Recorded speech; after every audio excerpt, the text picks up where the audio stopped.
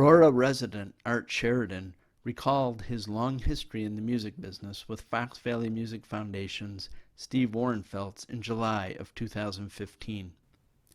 In 1945, after his World War II service, Sheridan, shown here on the left, went to work for his father, who owned a manufacturing company on South Michigan Avenue in Chicago. And my father, a very industrious kind of guy, liked to do everything in his own plant. But we found an engineer that helped us build a record pressing plant, because at the end of the Second World War, there weren't too many facilities to press records. Only the major record companies had facilities.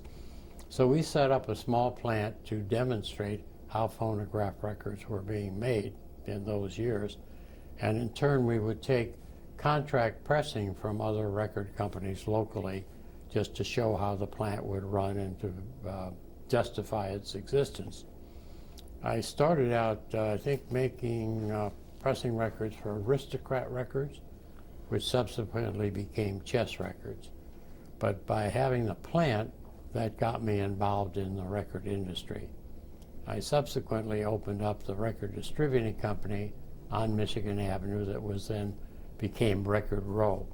It was my distributing company, Mercury distributing, King Records. Ultimately, Chess was there. Chess bought Aristocrat Records from Evelyn and Chuck Aaron, and Evelyn became Art's partner in American Record Distributors. American was on the Record Row stretch of South Michigan Avenue, where artists would come in and talk to Art about recording. Popular bands were doo-wop bands like the Moonglows and Flamingos, along with blues musicians, Homesick James, J.B. Hutto, John Lee Hooker, and Jimmy Reed.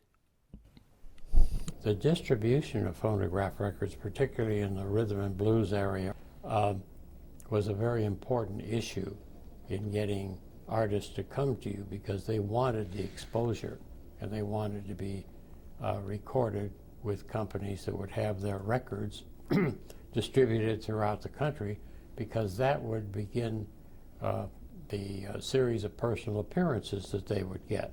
Art started Chance Records in 1950 in his offices on South Michigan. When it closed in 1954, his assistant Ewart Abner went to work for Vee-Jay Records. I became involved with Jimmy and Vivian Bracken, who are the Vee-Jay of Vee-Jay Record, when I was pressing their records also.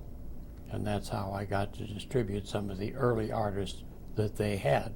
Vee-Jay was an African-American owned business, with Art in the role as silent partner and ultimately Ewart Abner becoming president of the label. In 1962, Duke of Earl by Gene Chandler became Vee-Jay's first $1 million selling record, and it almost wasn't released. Well, the almost wasn't is something that occurs quite often in the record business, because when you go into a session, in those years particularly, you had the right to do 4 sides in a recording session, and I think it was a 4-hour session under the rules of the union. And Petrillo ran a pretty strict union.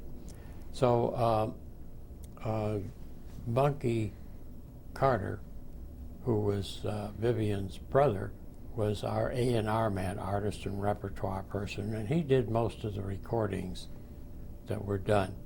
And so of the 4 sides at that particular time, and I don't remember what the others were, that didn't seem to be the most logical one that we would release. But after sitting and talking about it and listening to it, and you got kind of deaf after a while trying to decide what side you were going to release, that was decided to be the side. And when you sent them out to the disc jockeys to get them played on the air, they were the ones that usually picked the side that either became a hit or didn't become a hit. Art went on to describe a certain practice common in the music promotion business. Payola was part of the way you promoted your records, in the sense that you did favors for disc jockeys. Sometimes you brought them candy. You might bring them a bottle of booze. Occasionally somebody would get paid, or you did a favor for somebody. But that's basically how you tried to get your record promoted, as opposed to Johnny Jones. In the early 1950s, Al Benson was the premier DJ for R&B in Chicago, hosting shows on WGES, WJJD, and WAAF. He was inducted into the Rhythm and Blues Hall of Fame in 2017. Art had a short stint as a DJ at WGRY in Gary, Indiana, where Vivian Carter had a regular show, and in 1953 founded Chicago-based Vee-Jay Records with her husband, Jimmy Bracken. After Duke of Earl, Vee-Jay went on to produce hits by the Four Seasons, Sherry, Big Girls Don't Cry, and Walk Like a Man. Around this time, Vee-Jay was also trying to obtain distribution rights to country artist Frank Ifield, who was born in England but had moved to Australia at a young age. Ifield led them to a very curious deal. Basically an accident. As you said, we were in London. We were touring in many countries in Europe at that time to expand the distribution and become acquainted. And we went to London with Abner, myself, Jimmy, and a lawyer that we knew from New York that had connections in the industry. I don't recall his name. But we met with the people at EMI with the idea of trying to get Frank Ifield because we wanted to expand the white side of the label. And during the meeting they said, we have a young group that's beginning to make some noises here in England. Actually, they bumped some people off a plane just to get them on and so on, things like that. And if you take them on, because again, distribution was important, and Vee-Jay had great distribution throughout the States and in some foreign countries, you could have Frank Ifield, or the rights to Frank Ifield to release his records. So we said, sure. And that's simply how we wound up with the Beatles. The Beatles material, as we heard it in those early years, was not our genre. And so it was reluctantly that we released it to begin with because we didn't quite fit into what we were producing and releasing. And subsequently, we did release the LP. And I think it sold probably, I may be incorrect, but maybe something like 3,200 copies, which is infinitesimal in the real estate industry. And then we didn't pay much attention to it, in addition to not paying the royalties promptly and things like that we should have to EMI. So they were able to move it back to Capitol, who then wanted to pick it up because they'd gotten on to the Ed Sullivan Show and became a big hit. Formed in 1953, Vee-Jay became the most successful black-owned record label in the United States. In 1964, they sold more than 2.5 million Beatles singles. Art's career had started with manufacturing records, and he reminisced with Steve about the process. I would tell you if I were younger, I'd probably go back in the business of manufacturing phonograph records. Now, they're made somewhat differently than in my day because they were just originally the old shellac records, and they were made on a press.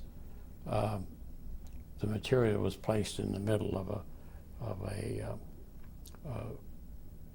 die thing with, one side attached to the top and the other side to the bottom, and the material was put in there that was closed, and then hot steam was put through pipes to melt the shellac, and that's how you made a phonograph record. And then, of course, vinyl came along after that, and we began using vinyl more. Shellac being used primarily for 78 RPM records? Yeah, originally they tried to do 33 1/3, but they just wouldn't hold up as well. In fact, the test of how good the material was in our plant, and the materials came from a company in, I think it was Pennsylvania, Binney and Smith.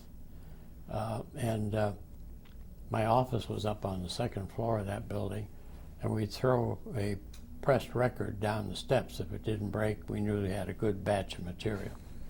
If it didn't, we'd send it back to the manufacturer. Born in Chicago in 1925, Art was 12 years old when the first Bluebird record sessions took place in Aurora at the Leland Sky Club. What does he remember?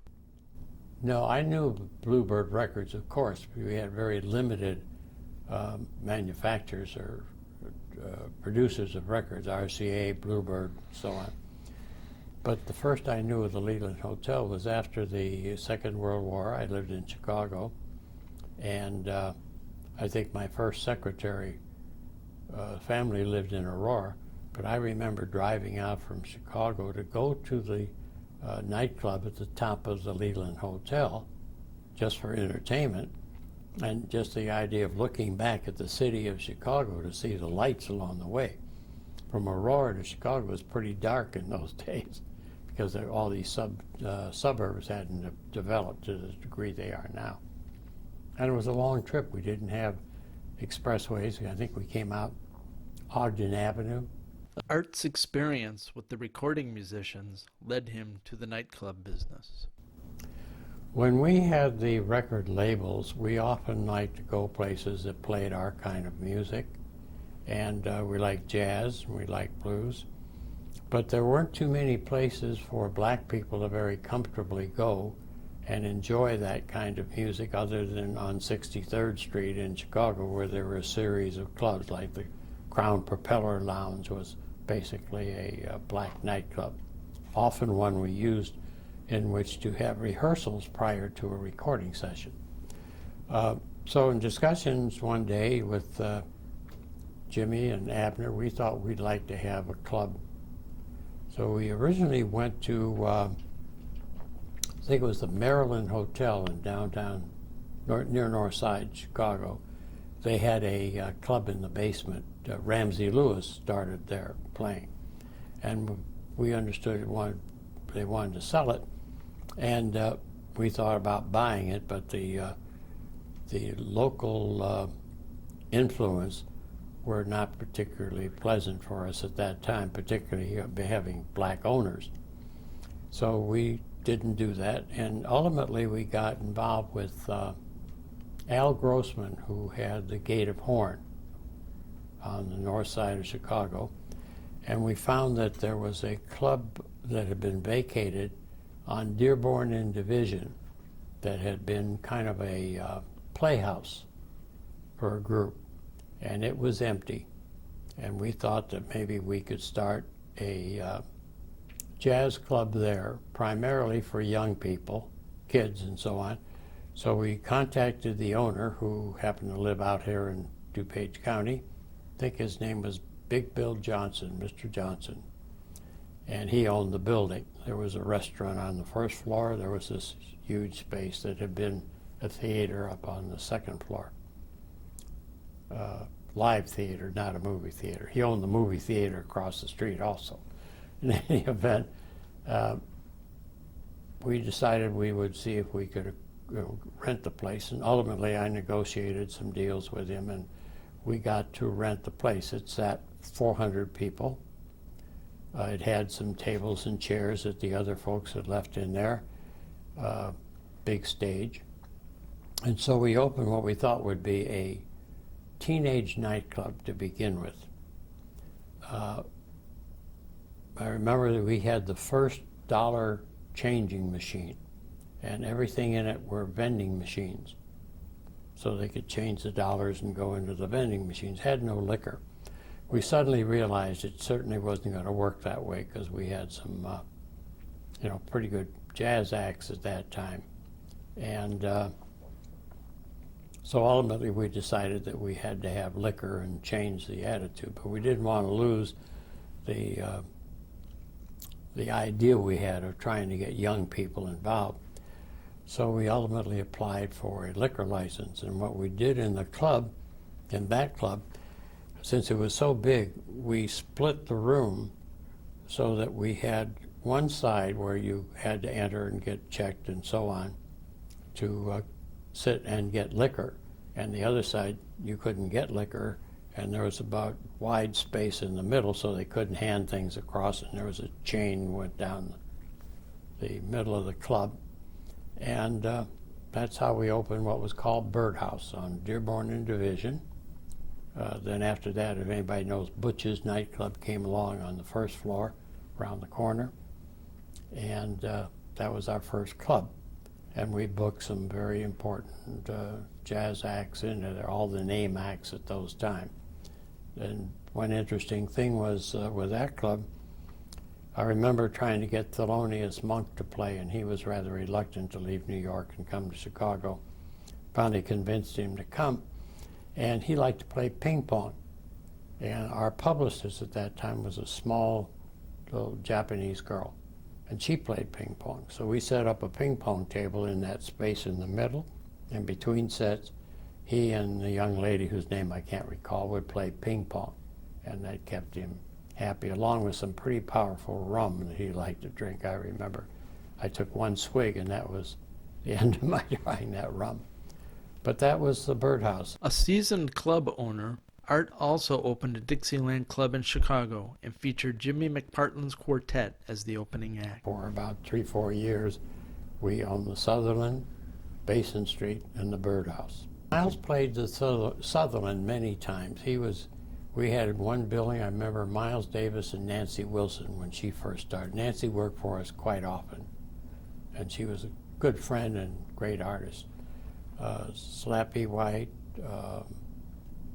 almost any jazz artist that you name played there or at the Birdhouse. Steve wrapped up his conversation with Art Sheridan, asking him about the way music was made back in his day versus today. It kind of cracks me up a little bit. I remember the first recording studios we had, Universal, and then as I went around the country, I would record in St. Louis or Memphis or wherever the artist happened to be, because you kind of followed the artist around. And we had a control room, small control room. If we had 6 channels, that was a lot. Everybody recorded by and large in the same room. Tracks came later, you know. I remember back up in Universal, 2 really kind of funny things as you look back on it. For example, the first echo chamber was the women's washroom in the penthouse of the Civic Opera Building. It was one of those kind of industrial-looking washrooms, you know, all tile. And Bill and Bernie put a microphone at one end and a speaker at the other and a guard on the door, and that became the first echo chamber when they were recording, because they could modulate that as long as nobody got in the washroom. And I remember Bill's wife sitting up there.